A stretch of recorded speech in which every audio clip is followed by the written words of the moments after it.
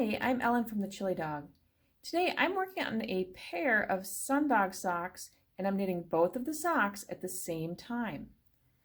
This technique works for either toe up or cuff down socks, but today I happen to be knitting my socks from the cuff down. Also, 2 at a time socks can either be knit on one long circular needle using the magic loop method or on 2 circular needles. So today I'll demonstrate both, starting with 2 at a time socks using the magic loop method and then using 2 circular needles. Finally, I'll talk a little bit about what happens when you get to the heel turn and are working in rows instead of rounds. You can look in the video description for links to each of these sections in case you want to skip ahead. Let's get started. When you're working 2 at a time socks using the magic loop method, generally you'll want to use a circular needle that's at least 36 inches long, maybe even longer than that. Mine happens to be a little bit shorter because it's easier for me to manage on camera. My stitches are divided so that the front of the leg for both socks are on one side of the needle. There's a loop of cord, and then the stitches for the back of the leg for both socks are on the other side of the needle. If you need help casting on stitches so that everything is set up right for 2 at a time socks, I'll include a link to my cast on video in the description below. As you can see, there are 2 working yarns, but only one of those working yarns is near the needle tips, so that's the one that we're going to start knitting with. I'm going to slide the stitches on the front needle down to the tip. And you can see that my loop here on the side got bigger. Now I'm going to pull the needle that's at the back so that I can start using it to knit. And the loop got shorter. Just make sure that this loop doesn't get pulled all the way through. As I start knitting, I want to make sure that the working yarn doesn't get caught down here inside of the loop between my cord and my working needle. So I'm going to hold it up here above my stitches, and then I'm going to go ahead and start knitting across the stitches of my first sock.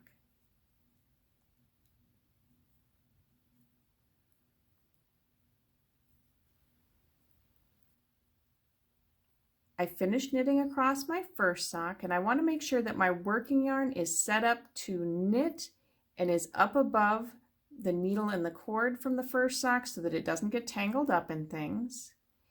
And now I'm going to switch and start working with the second working yarn so I can knit across the stitches for the second sock. And again, as we start knitting those stitches, we want to make sure this working yarn doesn't get caught or tangled down in between the cord and the needle tips in between the socks here, because that will cause trouble later.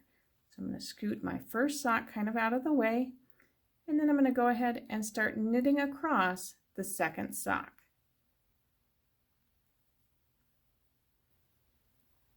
I just finished knitting across the second sock, and now we're halfway done with our round.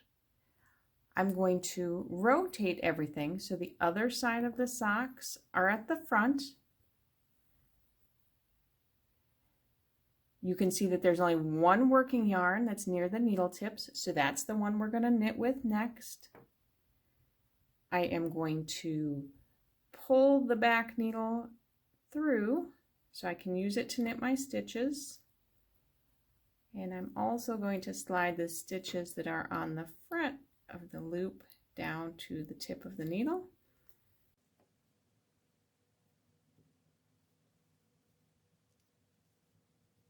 And then I need to pull that back needle a little bit more and shorten up that loop at the side, remembering don't pull this all the way through, so that I'm ready to knit. And now it's just like before. We're going to use this working yarn to knit the second half of the second sock. Again, making sure that it doesn't get caught in this loop of cord and needle as we get started. So we'll knit all the way across the second sock. After we finish knitting across the stitches for the second sock, we want to make sure that the working yarn is at the back and up above the needle and cord so that it's out of the way and doesn't get caught here in the gap. And then I'm going to slide the second sock down a little bit so that it's out of the way. And then we're going to finish knitting up the remaining stitches for the first sock. And again, make sure that your working yarn isn't caught down here in between the needle and the cord as you get started. And knit across the remaining stitches for the first sock. When you're working 2 at a time socks with 2 circular needles, generally you'll want them to each be at least 20 inches long. My stitches are divided so that the front of the leg for both socks is on one needle. The stitches for the back of the leg for both socks is on the other needle.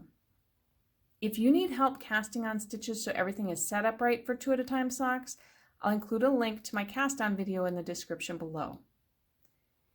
As you can see, there are 2 working yarns, one for each sock, but only one of them is near the needle tips, so that's the one that we're going to start knitting with. Your stitches are always going to stay on the same needle. Right now, the stitches at the front of the leg are on this needle, so this is the only one that I'm going to work with right now. I'm going to slide this needle through so that the stitches are down at the tip. And then I'm using the other end of the same needle to knit across all of these stitches. So I'll start with my first sock. And as you get started, you just want to make sure that your working yarn doesn't get tangled and twisted here in between the front needle that you're working with and the back one that is just resting. So I'll knit across the stitches for my first sock. Once I finish knitting the stitches across my first sock, I'm going to make sure that the yarn is at the back and above the front and back needles, and I just don't want it to get caught here in between the gap in between my 2 socks. And then I'm going to slide things down a little bit and out of the way so I don't have to worry about it. And then we'll knit across the first half of the second sock. And again, as we start knitting, we just want to make sure that this working yarn doesn't get caught or twisted in between the needles and get caught in the gap there. So now let's knit across the stitches on the second sock. I finished knitting across the stitches for my second sock, and now we're halfway done with the round. I'm going to rotate everything so that the other side of the socks are at the front. And then we're going to repeat the same process on the other side. Only one of my working yarns is near the needle tips, so that's the one I'm going to be knitting with. The stitches that I'm going to be knitting are all held here on this needle, so that's the one that I'm going to be using. I'm going to slide the needle down so that the stitches are at the needle tip. And then I'm going to use the opposite end of the same needle to work my stitches. So let's finish up the stitches for the second half of the second sock. And again, just make sure that this working yarn doesn't get twisted around in between the front and the back needle as you get started.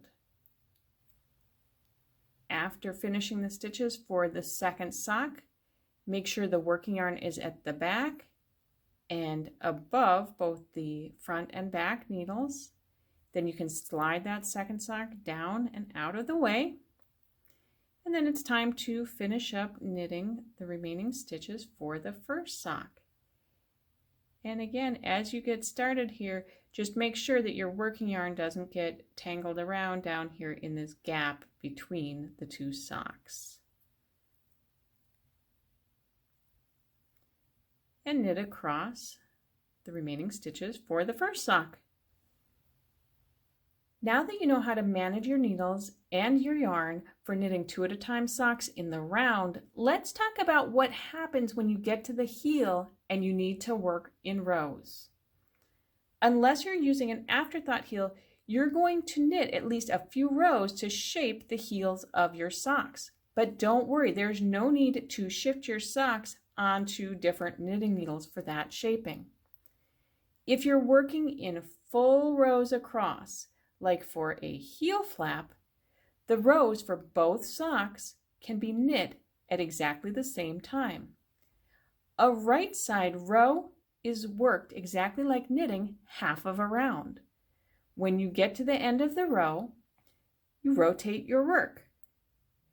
And then instead of continuing on in the round, you would knit back across on the wrong side of the row. Short rows are going to be just a little bit different. This would apply to the turn heel section of a gusset or flap and gusset heel, or heels that are created completely with short rows. In those cases, you'll work the entire short row section, which may also include picking up stitches along the first side of the heel flap for the first sock. Then, when you're done and your working yarn for the first sock is at the side, you can pick up the working yarn for the second sock and knit the short row section. Once that's done, you can resume knitting in the round. I hope you enjoyed learning how to knit 2 at a time socks on 1 circular needle with the magic loop method or on 2 circular needles. If you did, make sure to give this video a thumbs up and share it with your friends. Until we stitch again, happy knitting!